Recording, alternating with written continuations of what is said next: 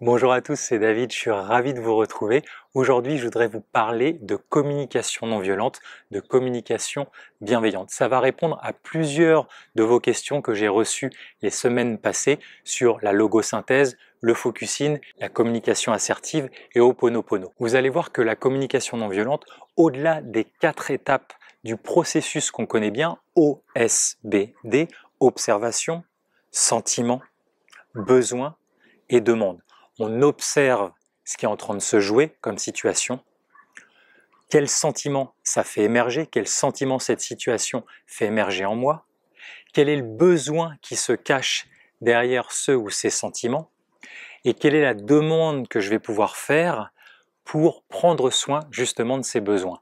Donc, au-delà de ce processus de communication non violente qui cherche à prendre soin de nos besoins et des besoins de l'autre, ça c'est la chose la plus importante pour la communication non violente, et bien au-delà de ça, je voudrais vous partager 3 grands principes pour moi, 3 grandes clés au-delà de ce processus. Le premier, c'est que pour moi, la CNV, c'est déjà à faire envers soi. C'est un processus qui permet d'identifier ce qui se joue en nous pour justement pouvoir se désidentifier de cela.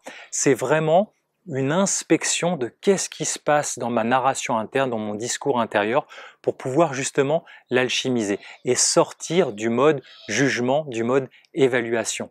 Comme disait Krishnamurti, une des plus grandes formes d'intelligence, c'est notre capacité à observer sans évaluer, observer sans juger.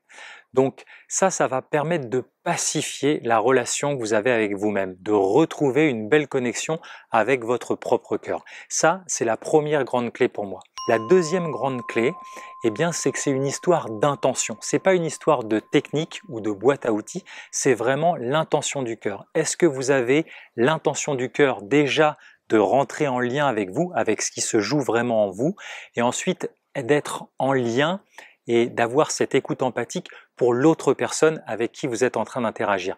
Ça, c'est vraiment essentiel, l'intention du cœur au-delà d'un processus ou d'une boîte à outils. Et la troisième clé que je voudrais vous partager, pour moi, qui est essentielle dans la CNV, c'est de ne pas omettre de vivre pleinement ce qui est en train de se jouer dans l'étape du sentiment. Qu'est-ce qui se passe en vous? C'est important d'identifier où ça se joue en vous et comment ça se joue en vous et de prendre le temps d'accueillir tout ça. Comme disait Marshall Rosenberg, le père de la communication non violente, enjoy your shackle show. C'est-à-dire que quand vous êtes dans ce mode réactif, dans ce mode où vous évaluez, où vous jugez les choses, vivez-le, vivez ce qui se passe en vous parce que ça va permettre de faire émerger pleinement ce sentiment et vous allez voir que derrière ce sentiment, quand ça va infuser suffisamment, eh bien il y a le vrai besoin qui va émerger. Donc c'est important de prendre le temps d'accueillir ce qui se passe en nous quand on est dans cette étape du sentiment. D'abord envers soi pour retrouver le lien avec son propre cœur, se donner cette écoute empathique à soi d'abord et ensuite avec le monde extérieur. Je vous invite à expérimenter la prochaine fois que vous avez une interaction qui pique un petit peu, ces 3 grands principes et laissez-nous en commentaire comment ça a joué, comment ça a fonctionné pour vous.